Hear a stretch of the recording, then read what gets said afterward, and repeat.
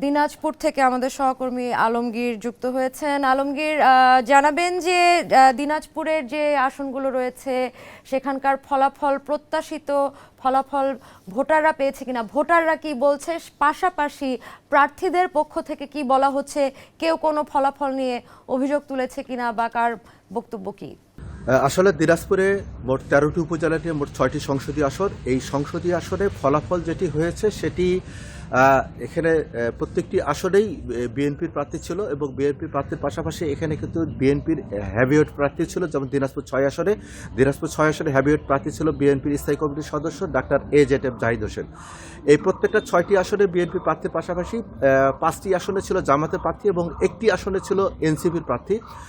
বলা চলে যে প্রত্যেকটি আসনেই কাঙ্ক্ষিত ফলাফল হয়েছে এবং প্রত্যেকটি আসনেই কিন্তু জামাতের সঙ্গে এবং একটি আসনে যেখানে এনসিপি প্রার্থী ছিল সেই এনসিপি প্রার্থীর সঙ্গে হাড্ডাহাড্ডি লড়াই হয়েছে এবং সেখানে কিন্তু আসলে বিএনপি প্রার্থী বিজয়ী হয়নি। সেখানে কিন্তু প্রত্যাশিতভাবেই বিএনপির বিদ্রোহী প্রার্থী কিন্তু এখানে বিজয়ী হয়েছে। আর বাকি 5টি আসনেই কিন্তু এখানে বিএনপির প্রার্থী বিজয়ী হয়েছে এবং প্রত্যেকটি আসনে কিন্তু হাড্ডাহাড্ডি লড়াই হয়েছে।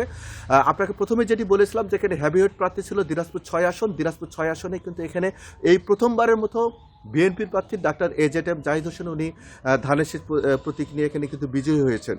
আর বাকি প্রত্যেকটি আসনে দিনাজপুর 5 আসন যেটি সেখানে কিন্তু বিএনপির যে বিদ্রোহী প্রার্থী AZM রেজানুল হক তিনি কিন্তু বিজয়ী হয়েছেন এবং অন্যান্যগুলো কিন্তু বিএনপি বিজয়ী হয়েছেন। এই নির্বাচনে যেটি হচ্ছে তারেক রহমান একেবারে শেষের দিকে দিনাজপুরে যখন তিনি প্রোগ্রাম করেন, আপনি শুনতে পাচ্ছেন, তারেক রহমান যখন প্রোগ্রাম করেন সেখানে ওই দিকে যে তিনি কিন্তু বলেছিলেন যে নানার বাড়িতে এসেছি, তার মানে নানার বাড়ির লোকজন তাকে খালি হাতে ফেরায়নি। না, নানার বাড়ি খালি হাতে ফেরায়নি এবং তারেক রহমান কিন্তু এসেছিলেন দিনাজপুর 6 আসনে, দেখি ডাক্তার জাহিদ হোসেনের যে আসন সেই আসনেই কিন্তু এসেছিলেন। তাকে আসলে নানার বাড়ি থেকে আসলে ফেরায়নি। দিনাজপুর 5 আসনে বিদ্রোহী প্রার্থী যিনি হয়েছেন তিনিও কিন্তু বিএনপির লোক, বিএনপির এখানে জেলা আহ্বায়ক ছিলেন উনি, দীর্ঘদিন ধরে বিএনপি করা, সেখানেও কিন্তু আসলে বলা চলে যে বিএনপি বিজয়ী হয়েছে। তো এখানে কিন্তু বিএনপি প্রত্যাশিত বিজয়, সবগুলো আসনে কিন্তু প্রত্যাশিত বিজয়ী।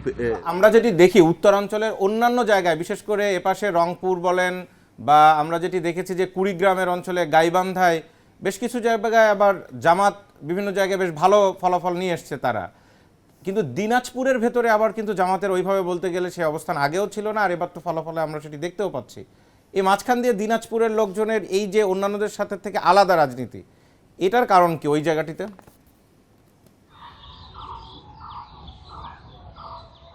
আসলে দিনাজপুরের মানুষ তারা বুঝতে পেরেছে বা তারা আসলে জানতে পেরেছে যে আসলে আগামী যে উন্নয়ন, আপনাকে আরেকটা বিষয় বলে রাখি, দিনাজপুরের যে উন্নয়ন, যেমন দিনাজপুর মেডিকেল কলেজ, দিনাজপুর হাজী মোহাম্মদ দানেশ বিজ্ঞান প্রযুক্তি বিশ্ববিদ্যালয়, দিনাজপুর শিক্ষা বোর্ড, এরকম বড় বড় যে উন্নয়নগুলো সেগুলো কিন্তু বিএনপি যখন ক্ষমতায় ছিলেন তখন কিন্তু বেগম খালেদা জিয়ার যে বড় বোন খুরশিদ জাহান হক তার হাত ধরেই কিন্তু এগুলো হয়েছে।